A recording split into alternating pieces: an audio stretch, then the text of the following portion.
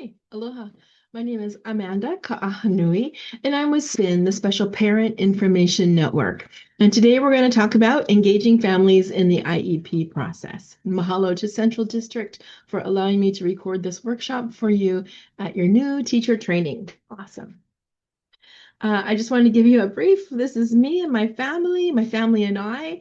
It's Kaika in the middle and my husband Solo. And my slide here is just about I'm a parent and I'm complicated just like you. I want to thank you all very much for choosing special education. It is a difficult but rewarding profession to be a special education teacher, and we are thankful that you are there. Um, we want you to know that parents are rooting for you because if you're successful, our kids will be successful and that you have a really big support system, not only within your district, but also at the state level and your community partners like SPIN. We are all here for you, and we're here to provide you resources and support at any time that you need it. We want to dive into the presentation today to talk about partnerships. When we're talking about engaging families in the IEP, it really is about partnering with families for the IEP. You cannot do it alone. We wouldn't expect you to. And we want to be your partner in our child's education. You have a very unique lens that you bring, and we have a unique lens that we bring. You have training, education, mentorship. You can rely on other teachers and admin for support and information and experience.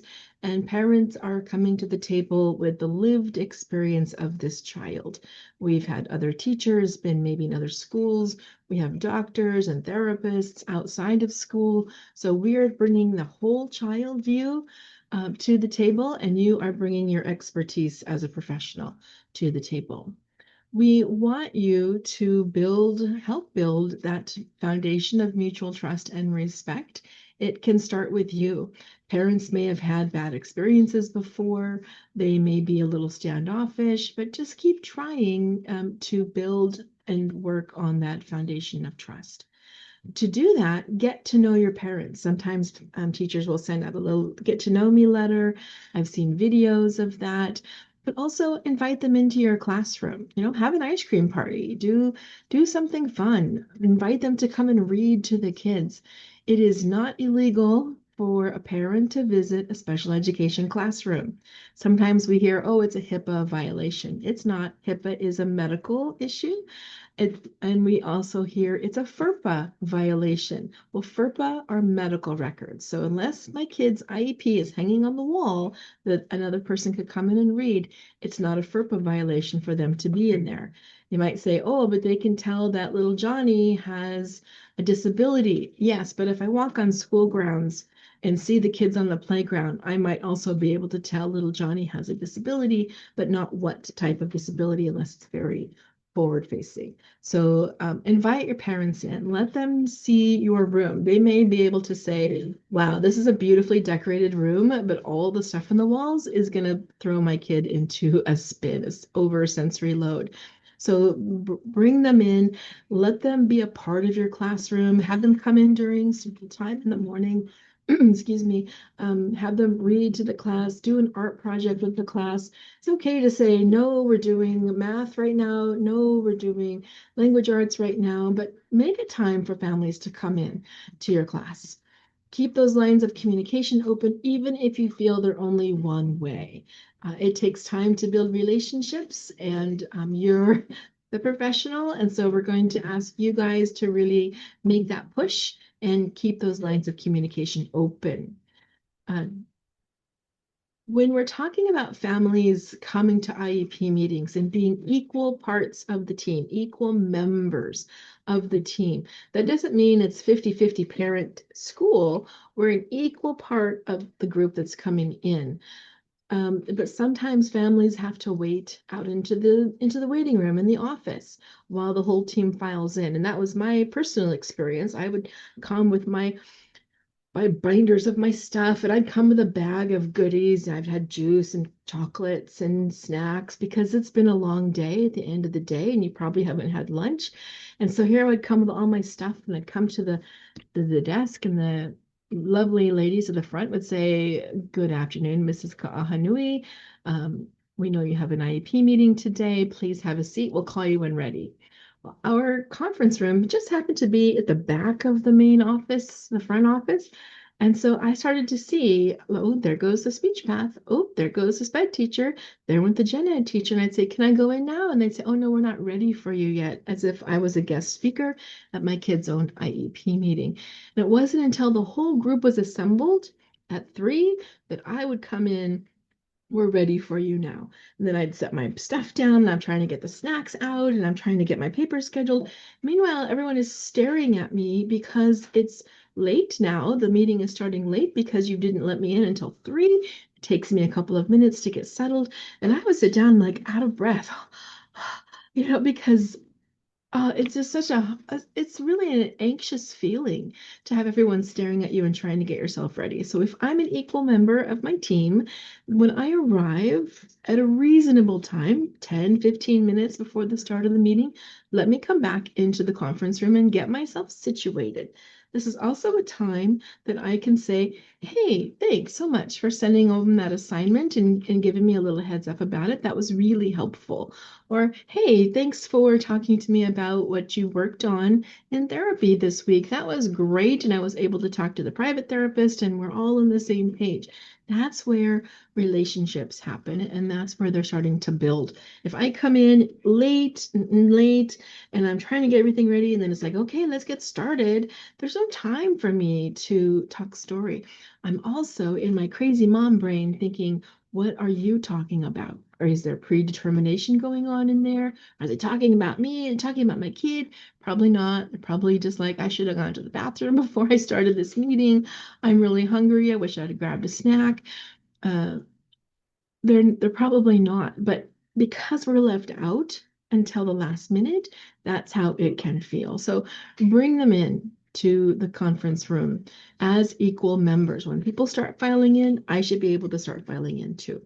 And it seems silly to say, but this is still happening, that they put parents at a small table or in small chairs while everybody else is at a big table or big chairs, and that's just not equal either.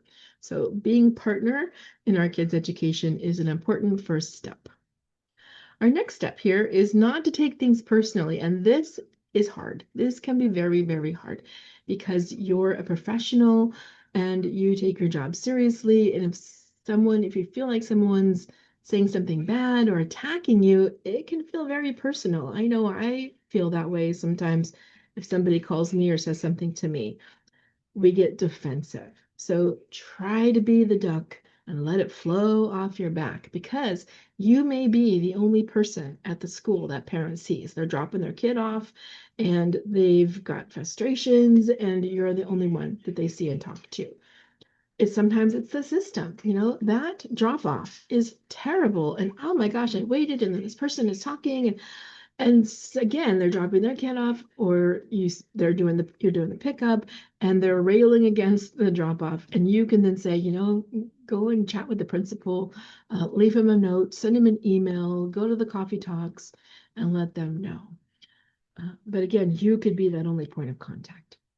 That This is important. Okay, we all make mistakes. It's the human condition. We're not all-knowing creatures. So it's okay to say, "I messed up. I'm sorry. I messed up." Or "I don't know." That is probably, "I don't know," the 3 hardest words to say as a professional in front of people. I don't know. But it's also one of the most important things. I worked at the zoo, Honolulu Zoo, for 16 years as the head instructor. I did all the tours, daytime, nighttime, kids, adults. And one night I was doing a tour, the Twilight Tour, and we would have the astronomy group from UH come through once a month and do this really cool astronomy and stargazing. And so I remember the week prior, they were there and they pointed up in the sky and said, "That's Mars." And so I'm doing the tour the following week, and someone says, "This is Waikiki, you can see the planets. What's that up there?" And I was like, "Oh, it's Mars." I didn't even think about it. I didn't check my phone. I didn't think about it. I didn't say, "I don't know." I just said, "That's Mars." Well, somebody in my tour grabs their phone, starts to, do the thingy, and they look up and they go, "Actually, that's Jupiter." I was like, oh, planets move around. Didn't think anything of it, except now the rest of the tour, the guy is heckling me. Like, I knew my animal information, not so much about the stars and their movements. I knew my animal information. So when I'm saying the elephants drink, this many gallons of water every day, he's actually fact checking me because I didn't say I don't know. I could have easily said, let me check on that for you, grab my own phone, looked it up, and then been able to tell them the correct answer. So if you don't know, say you don't know, and then get back to us with the answer. That's okay. I respect a teacher much more, or any professional that says, I don't know, because it can be very hard to do. Try not to judge families based on their diagnosis. This is really important for fetal alcohol syndrome kiddos. The student forgot their hearing aids or their glasses or their communication device.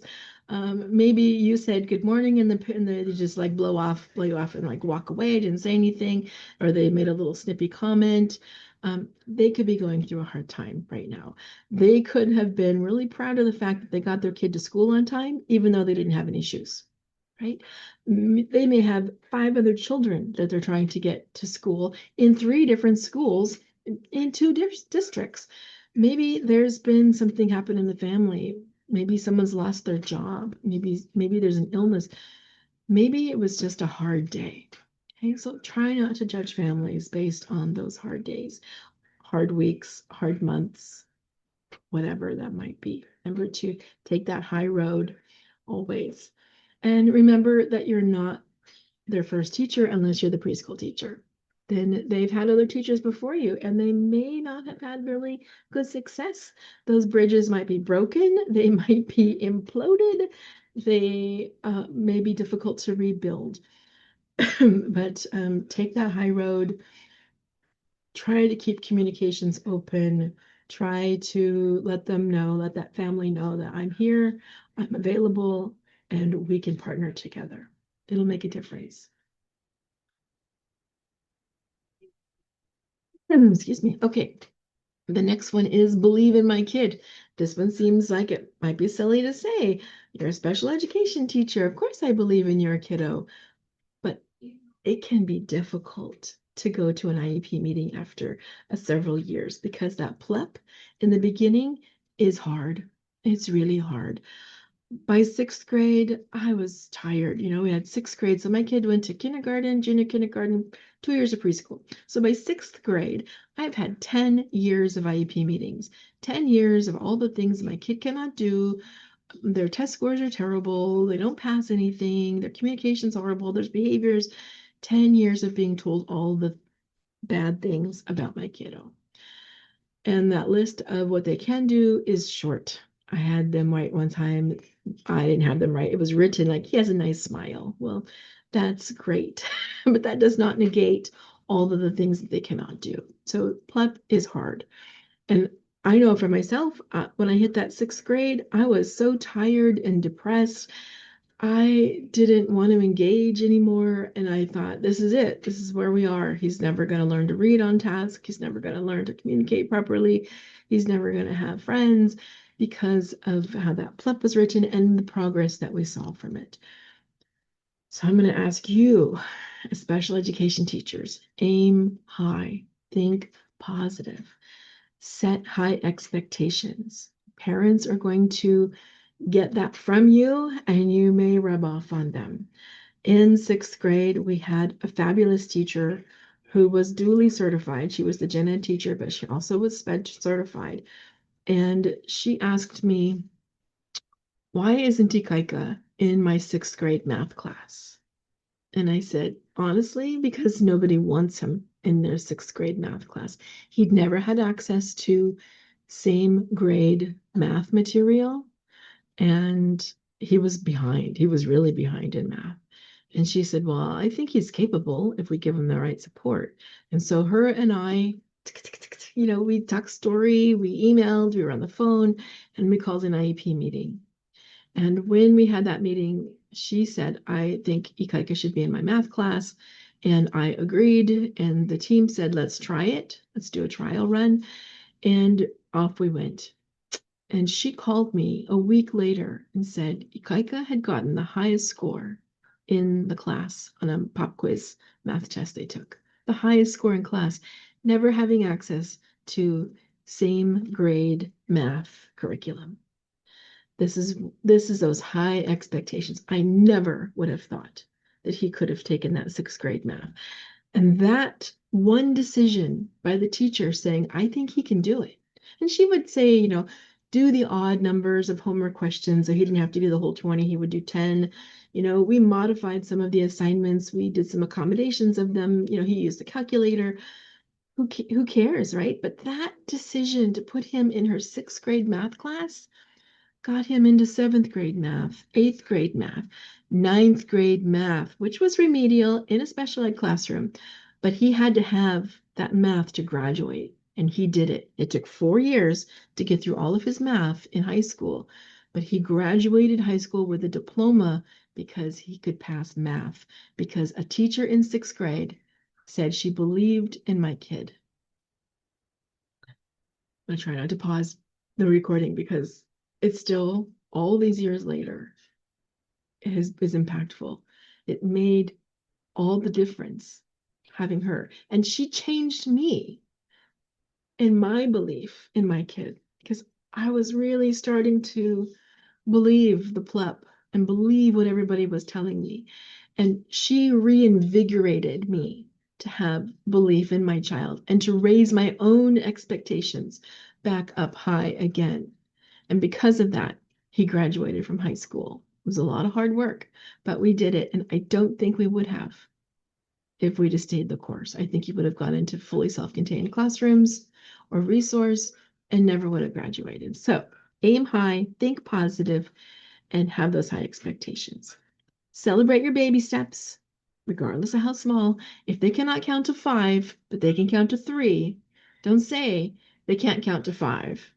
Say they can count to 3 and let's build on that. Different way of looking at the same problem, right?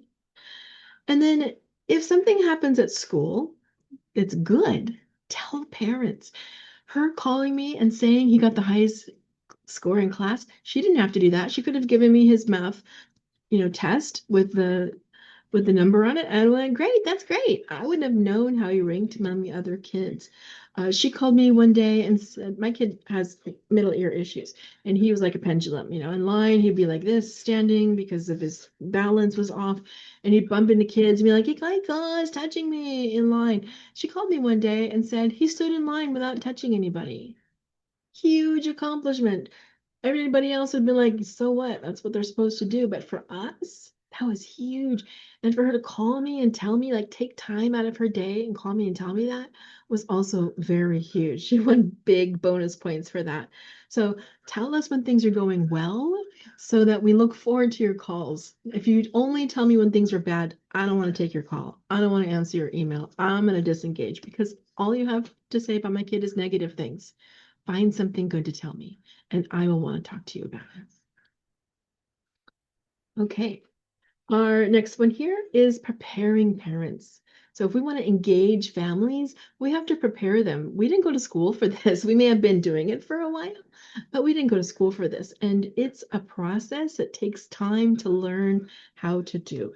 So don't wait for the annual IEP meeting to tell parents that their kid is struggling. Often IEP meetings are the springtime, right? So don't wait all year to say they're struggling. I had that happen one year. And I was like, why are we waiting until now to find out? Don't wait for the annual IEP meeting to tell your parents that they're doing good, that there's improvement. I'm going to come into that meeting. I'm like, yay, we're improving. Let's build on that. What did we do that worked, right? Preparation also looks like sharing student work.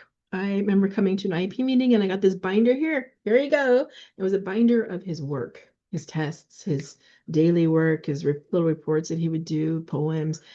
I'd be like, wow, this is really awesome. First time I'd seen it. Now, IEP meetings, there's a lot, in a short period of time, a lot to go over. And I've come with my notes or my bullet points or whatever. And you giving me this stuff is like, oh my gosh, there's a lot here to kind of unpack.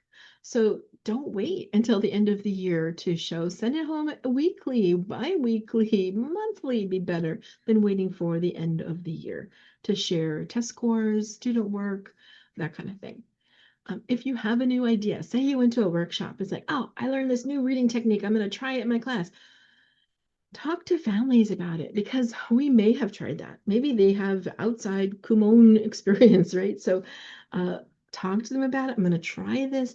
Maybe we have some tips or suggestions for it. Maybe we have tried it, didn't work out. We're going to try it again with some modifications to it. Uh, just talk to us about it, okay? So that we can partner with you and your groovy ideas and hopefully make them stick and make them better. And then also, if something needs to change, you don't have to wait until the annual IEP to make that change. You can do an addendum to the IEP with the parent, the teacher, and the principal or another admin to make changes. But don't wait for the big reveal at the IEP meeting if something really needs to change. If you notice in September, like, wow, that goal is not working, or I'm never going to have time to get to that goal. Because remember, this year's goals were made by last year's teacher. So, and last year's team. So if you look at that IEP and like, I'm not going to get to this in my curriculum, or this doesn't, it's December and this really isn't working, then let's come together and have another meeting or let's work it out and talk story about it so that we can keep progress moving. Some of the ways that you can prepare parents for the IEP meeting. All right, our last big slide here today is the IEP as a shared document, right? Remember, it's not my IEP, it's not your IEP, it's the child's IEP, but it is shared amongst the adults. All of the members of the IEP team have this document. I would share it with gen ed teachers, especially in high school and middle school, so that they didn't always get a copy. And so I made sure they had a copy of goals that were for their classroom, modifications and accommodations for just so that they had an idea. So the IEP is shared for everyone. And so we want to think about that process of sharing that IEP and going kind of a back and forth throughout the school year. Doesn't it have to be, remember, that one time event? So start your IEP process early. Don't wait till the day before, like, oh my gosh, Kaika's IEP is tomorrow and I gotta work it out because it's gonna be rushed. It's gonna not feel thoughtful. You're just like throwing things at it. If you need time to prepare for your IEPs, then ask admin for some prep time. See if you can get a substitute to come in so that you can spend a day working on IEPs that are coming up. If you have an idea for goal or objective, talk to the family as early as you can to get their feedback on it. That way, you know, like, oh yeah, we tried that last year, it didn't work, so let's try it again, maybe with a little different spin on it or a twist to it, or like, that didn't work at all. I'm going to save you the trouble of aggravation and worry right now, right? We're the stable continuum piece of this child's education throughout their education. So we can provide you feedback and support for your awesome ideas. Ask parents what kind of goals and objectives they'd like to see in the IEP. What are they most concerned about for their child's learning? If you start these conversations early, then you have an idea of what they're looking for, what's important to them, what you're looking for, what's important to you, and you can mesh them into this shared IEP document. Now, this bullet here, send a copy of the draft IEP to parents at least a week before the meeting so they have a chance to read it and come prepared to the meeting. IDEA does not require the IEP to be shared. State law, Chapter 60, does not require you to share the IEP document before the IEP meeting, but best practice is that we do.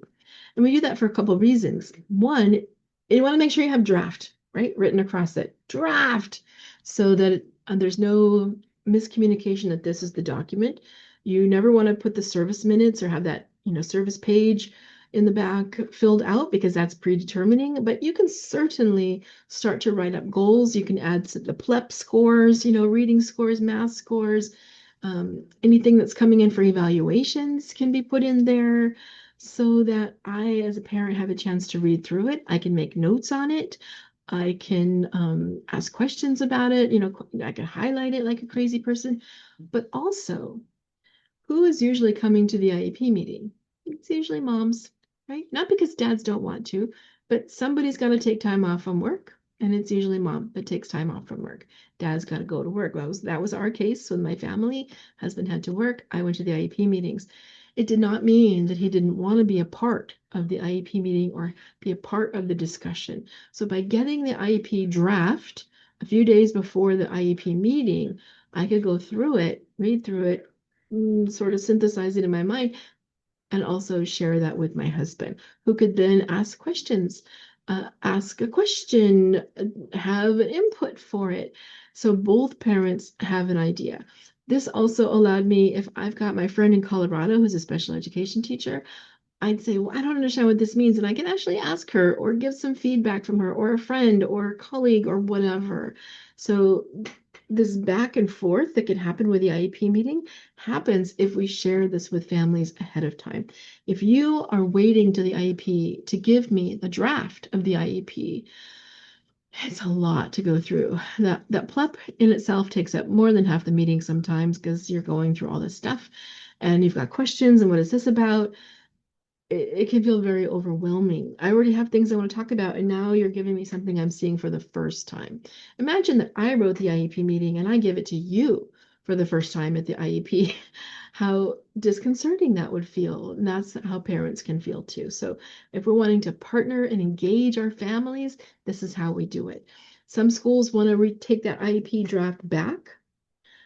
I would ask for permission. I would talk to your DES. I would ask the CAS if they could keep it. As long as it's got draft written on it, no one can claim that it's the actual document. I like to keep my draft, which we were able to, because I wrote on it. I crossed things out. I highlighted things. I had questions. And so when the actual IEP came back, I could then compare my notes because it's such a big document. What did we talk about? Did we make that change? Was it 30% or 40%? I can't remember. So I have my notes. I could actually check and make sure that what we talked about got into that IEP. And if you've gone back and forth with the IEP document, goals and objectives, then by the time you get to the IEP meeting, those things are done. So you've taken a long time at the PLEP, and then you go through your goals and objectives. Those are good. And then you have time for service minutes and LRE and accommodations and modifications at the end. There's actually time for that. So we don't have to reschedule.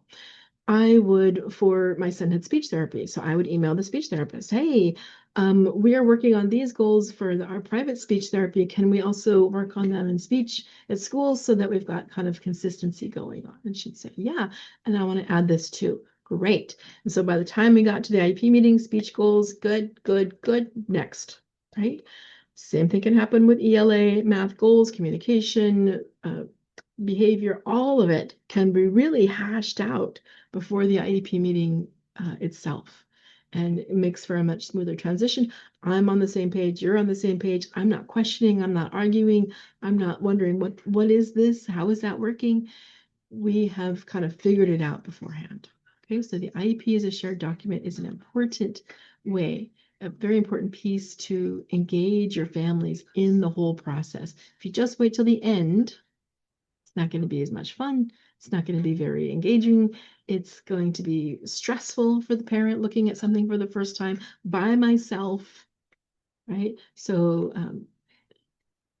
think about that the next time you're doing your IEPs and working on them. If your principal or admin says, no, you cannot give it out, then see if you can find an ally, maybe up at the district, to say, here's how we can make that work. And if it has to be collected back at the end, just making sure parents know we're going to collect this draft document at the end, and then we'll give you your copy. And that way, maybe they're not writing on the draft itself, but they're making notes on the side so that they're not like, I just wrote all over this thing. I don't want to give it up. So if they know in advance they're going to have to give it up, that's okay. Then they can make a chance to make time to write on it somewhere else. Okay. All right, my very last slide today, and thank you so much for your patience. I really appreciate all of you so much. Is this a little bit about SPIN, the Special Parent Information Network? I hope that you've heard about it, but not many families and not many teachers or schools have heard about it. We have been around for over 40 years. We just had our 40th annual conference this past spring, and we're super excited to plan our 41st conference. So we are a partnership between the Department of Education, we're funded by DOE, Fed dollars, and DCAB, which is Disability and Communication Access in Department of Health. So my name badge actually says Department of Health, and they made it that way so that families had a number to call that would be unbiased. And they weren't, if they had want to call and complain about school, they are not calling the school or someone in the school to complain about them. So we sit outside of the department, but we are funded by them. Our Kuleana is to provide information and resources and referrals. Oh, you need an advocate, call these folks. Oh, you need a support group. Here's the groups that are available to you. Oh, you need information on IDEA. Here you go. So we're helping families get those referrals, get that information. And sometimes it's just talking families off the ledge. Oh my gosh, my IEP meeting is coming up in 3 days and I'm freaking out. We can help them prepare and be better centered for that IEP meeting. Our Kuleana is birth to 22, although we do talk to families whose kids have aged out of the department, helping them find resources for the next steps. We do an e-newsletter and an e-blast that you can share with families. You can sign up, just send us an email there, tell families about it so they can get them.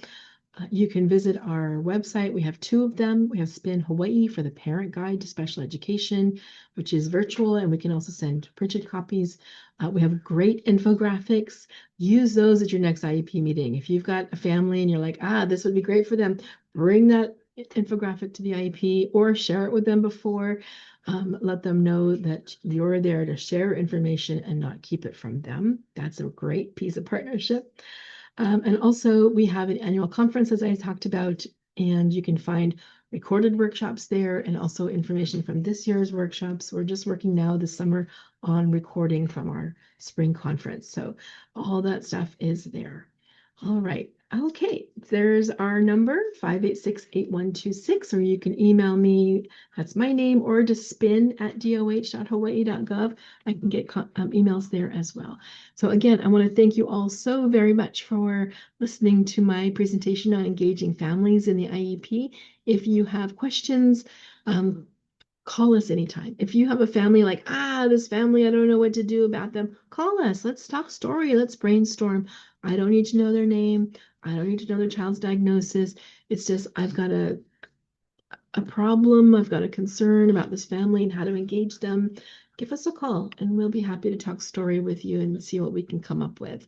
And maybe it's just like have them call Spin and let us talk with them. Maybe that would be helpful to you as a teacher. So just know that we are a resource for parents, but we also are a resource for you.